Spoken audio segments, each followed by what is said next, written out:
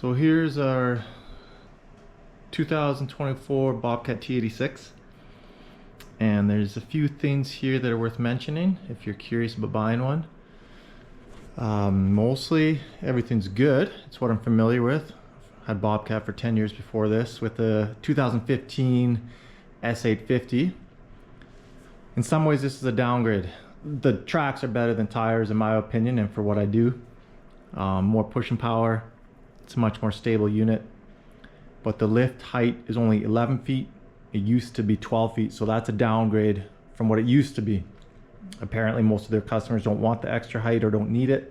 They just want pushing power and lots of horsepower. So for me, that's a downgrade.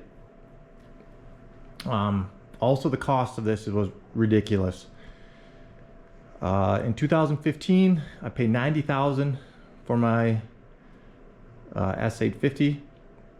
And in 2024, at the end of 2024, I paid 186,000 Canadian for this. More than double, much more than double.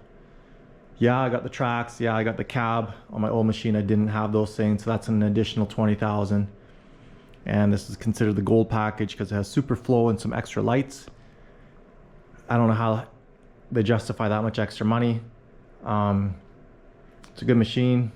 Maybe I should have gone with something else, but I was familiar. That's pretty much the only reason I bought it, is because I'm familiar with Bobcat, the good and the bad. So there's a few, I mean, mostly it's a good machine. It gets the job done for sure. But there's a few gremlins with this. The fit and finish of the interior, I feel like could have been better. Some of the plastic on the inside just seems cheap. The foot throttle has broken on me twice at about 80 hours. Fixed on warranty. 40 hours later, broke again. Fixed on warranty again. So that's pretty frustrating. Air ride seat. The button gets stuck in the on position. Then it wrecks. Fixed on warranty. Wrecked again a few hundred hours after that. So this is the third seat I've had. As far as I know, they're still sending the same faulty seats because that's what they have in stock, and it's only a matter of time before this is going to break again. So that's quite frustrating.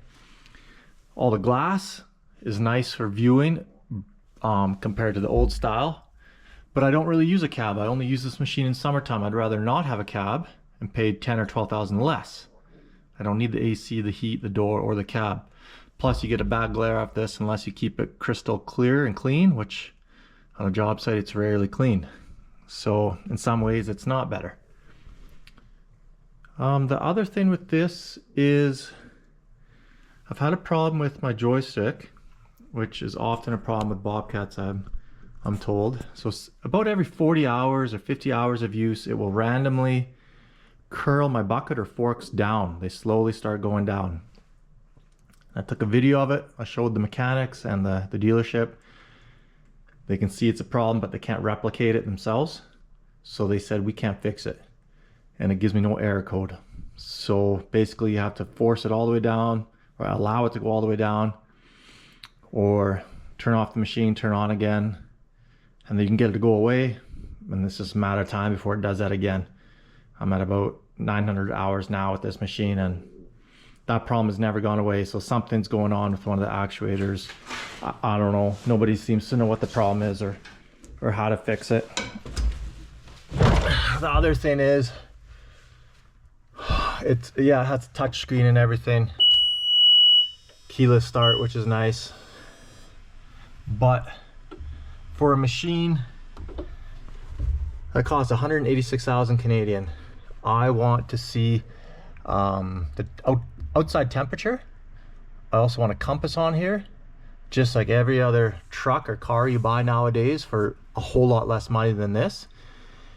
It would be nice. Plus, if you're paying that much money, I want all the details. I want everything for that kind of money.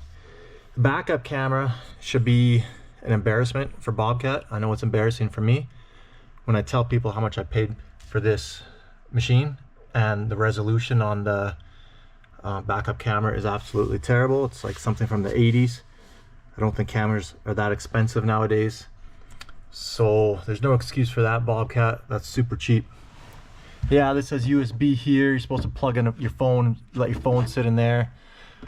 This thing does open up for USB, but this whole thing is so cheap, it'll fall right out when you're driving. It's supposed to snap in there, but there's nothing really holding it there, so you drive along and it just falls out. I don't think anybody uses that anymore either.